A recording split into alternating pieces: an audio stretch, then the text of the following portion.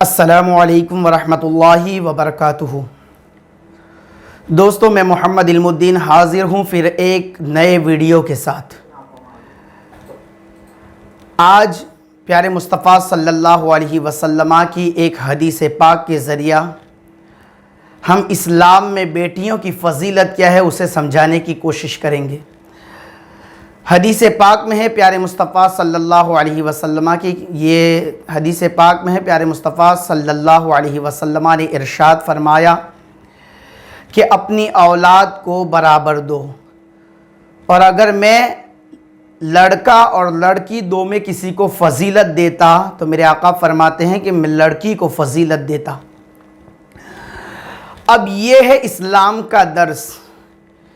اسلام نے لڑکے کے مقابل میں لڑکی کو فضیلت دی ہے۔ آج کچھ لوگ اسلام سے سوال کرتے ہیں کہ اسلام نے عورتوں کی آزادی چھین لی ہے، عورتوں سے ان کی سوتنترتا چھین لی ہے۔ میں ان لوگوں سے کہنا چاہتا ہوں کہ اے عورتوں کے بارے میں ایسا خیال کرنے والوں، سنو، عورت کو اگر کسی نے عزت بخشی ہے، عورت کو اگر کسی نے آزادی دی ہے تو وہ دین اسلام ہے۔ ورنہ آپ نظر دوڑائے کہ عورت کی حیثیت ہی کیا تھی، عورت کی عزت ہی کیا تھی۔ عورت اگر بچی بن کر جنم لیتی تھی تو اسے زندہ قبر میں ڈال دیا جاتا تھا۔ عورت کا شوہر اگر مر جاتا تو اسے زندہ چتا پر جلا دیا جاتا۔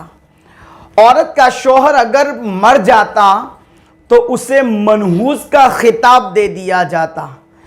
اس سے زیادہ عورت کی رسوائی اور ذلت کیا ہو سکتی تھی؟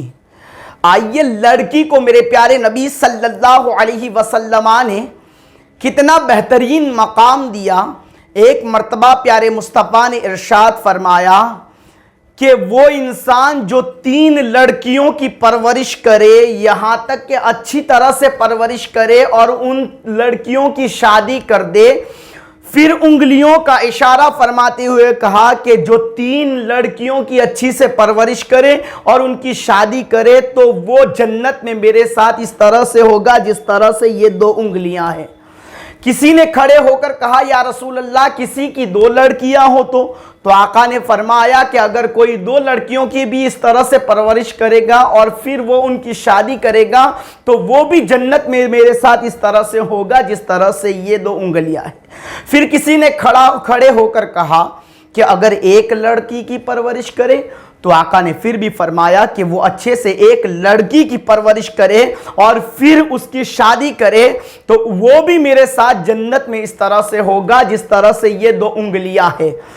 پھر کسی نے کہا یا رسول اللہ اگر کسی کی لڑکی ہی نہ ہو تو آپ صلی اللہ علیہ وسلم نے ارشاد فرمایا کہ وہ اگر کسی یتیم لڑکی کے سر پر ہاتھ پھیرے محبت کے ساتھ تو وہ بھی میرے ساتھ جنت میں اس طرح سے ہوگا جس طرح سے یہ 2 انگلیاں ہیں۔ سبحان اللہ، کیا ہی پیاری بات ہے۔ اسلام نے لڑکیوں کو کیا عمدہ مقام عطا فرمایا ہے۔ آج کچھ لوگ لڑکیوں کو لے کر ایک بات کہتے ہیں کہ لڑکی، گجراتی میں کچھ اس طرح سے کہتے ہیں کہ ڈکری وہالنو دریو چھے۔ یہ بہت دیر کے بعد اس بات کو سمجھے ہیں کہ ڈکری وہالنو دریو چھے، کیونکہ آج 1500 سال کی ہسٹری بیت چکی۔ میرے آقا نے 1500 سال پہلے اس بات کو کہا تھا۔ اگر میں اسے گجراتی زبان کے اعتبار سے سمیٹوں تو ان کی پوری بات یہ تھی کہ ڈکری وہالنو دریو چھے انے جنت ما لئی جوانو ذریعو چھے۔ پوری بات یہ تھی۔